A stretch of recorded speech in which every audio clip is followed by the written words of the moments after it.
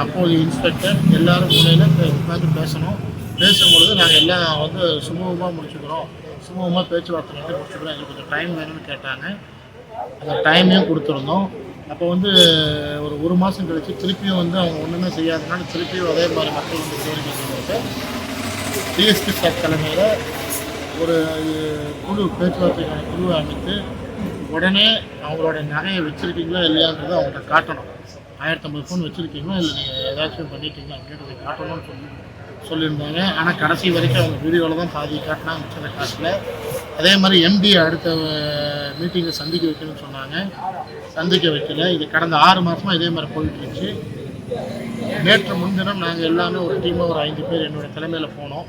போய் எங்கள் மணப்புறத்தில் அமர்ந்து நாங்கள் எம்டி பார்க்கணும்னு சொல்லிட்டு எம்டி உள்ளே இருக்கார், சிஎஃப்ஓ இருக்காங்க. ஆனால் அவங்க சீனியர் மேனேஜர்ஸ் தான் வந்து வெளியே பேசுகிறாங்க தவிர எங்களை யாரையுமே அவங்க எம்டி சந்திக்க விடலை. எங்களுடைய கோரிக்கை எவ்வளவோ வச்சுட்டோம். இது பார்த்தீங்கன்னா மொத்தம் 90 லட்சம் ரூபாய் அவ்வளோ அளவுக்கு தான் பள்ளப்பட்டி மக்களுக்கு கொடுத்துருக்காங்க பணத்தை. ஆனால் உள்ளே இருக்கக்கூடிய நகை பார்த்தீங்கன்னா சுமார் 7 கோடி, இன்றைய மதிப்பில் 7 கோடி ரூபாய் வைத்துக்கொண்டு கார்ப்பரேட் அவர்களோட பாணியில் அப்பாவி பொதுமக்கள், முக்கியமாக பார்த்தீங்கன்னா இஸ்லாமிய ஏழை பெண்களை ஏமாற்றும் பாணியில் செய்து கொண்டிருக்கின்றார்கள். இதற்காக போலீஸ் நிலையத்தையும் நாங்கள் நாடியுள்ளோம். அதேபோல் உடனடியாக 3 திருமணத்திற்கு மேலாக நின்றுவிட்டது. இந்த இவர்களை வாங்கி அட வைத்திருக்கிற யாருமே பண முதலைகளோ இல்லை பெரிய வசதியானவர்களோ அல்ல.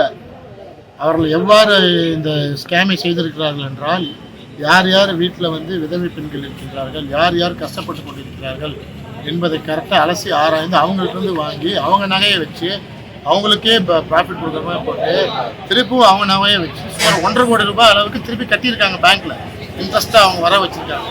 அதுபோல் 90 லட்சம் ரூபாய் வாங்கின பணத்தை மக்கள் கட்டுறதுக்கு ரெடியாக இருக்காங்க. ஆனால் இதை ஏற்றுக்கொள்ள மறுத்துவிட்டு முழு பணத்தை கட்டினால் மட்டுமே எங்களால் நகையை திருப்பி கொடுக்க வேண்டும் என்று இந்த மணப்புறம் ஒரு கார்ப்பரேட் கம்பெனி அப்பாவி பொதுமக்களை ஏமாற்றி கொண்டிருக்கிறது. இதற்கான தீர்வை உடனடியாக காவல்துறை தலையிட்டு அப்பாவி மக்களுக்கான நகையை திருப்பி தர வேண்டும். அவ்வாறு தரவில்லை என்றால் மணப்புறம் உள்ள அனைத்து ஊர்களிலும் தமிழ்நாடு முஸ்லீம் முன்னேற்ற கழகம் சார்பாக ஆர்ப்பாட்டமும் முற்றுகை போராட்டமும் நடத்துவதற்கு நாங்கள் தயங்க மாட்டோம் என்று சொல்லிக் கொள்கின்றோம். நன்றி. எத்தனை பேர் பாதிக்கப்பட்டிருக்காங்க? சுமார் 120 பேருக்கு மேலே பாதிக்கப்பட்டிருக்காங்க. இதில் முக்கியமாக வந்து ஏழைகள் தான். அது மட்டும் இல்லாமல் முக்கியமாக இன்னொன்று பார்த்தீங்கன்னா 70% பேர் பெண்கள் தான். அது ஒன்று. அப்புறம் பார்த்தீங்கன்னா டோட்டலாக 1050 பவுன் 1050 தங்க நகைகள் உள்ளே இருக்குது. ஆனால் கட்ட வேண்டிய பணம் 90 லட்சம் ரூபா தான். 1050 பவுன் இன்னைக்கு நீங்கள் மதிப்பில் சுமார் பார்த்தீங்கன்னா ரூபாய் 7 கோடி மக்கள் பணத்தை கடந்த 2 ஆண்டுகளாக உள்ளே வைத்துக்கொண்டு கார்ப்பரேட் நிதி நிறுவனம் ஒரு செவி சாய்க்க மாட்டேங்குது மக்களுக்கு.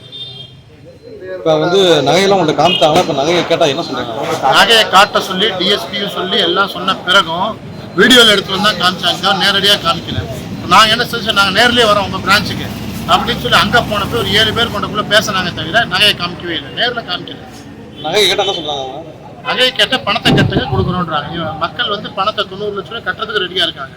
ஆனால் அவங்க என்ன சொல்கிறாங்க, அந்த பையன் மூலமாக போனது அதோட கொஞ்சம் அதிகமான அமௌண்ட் இருக்குது, அந்த அமௌண்ட் முழுக்க நீங்கள் கட்டுங்க. அப்போ தான் அது எப்படி அவங்க ஏற்றுக்கொள்ள முடியும்? மக்களுக்கு வந்து 90 லட்ச ரூபா, அதுப்போ அந்த பையனே வட்டியை 1.5 கோடி ரூபாய் கட்டியிருக்கான் பேங்க்கு. இது எல்லாத்தையும் மீறிட்டு அவங்க திரும்ப கட்டுறதுனால எப்படி கட்டுவாங்க? அது இல்லாமல் சொந்த ஐடியில் வைக்கவே கிடையாது. அதே மாதிரி சொந்த ஐடியில் வைக்கலாம்.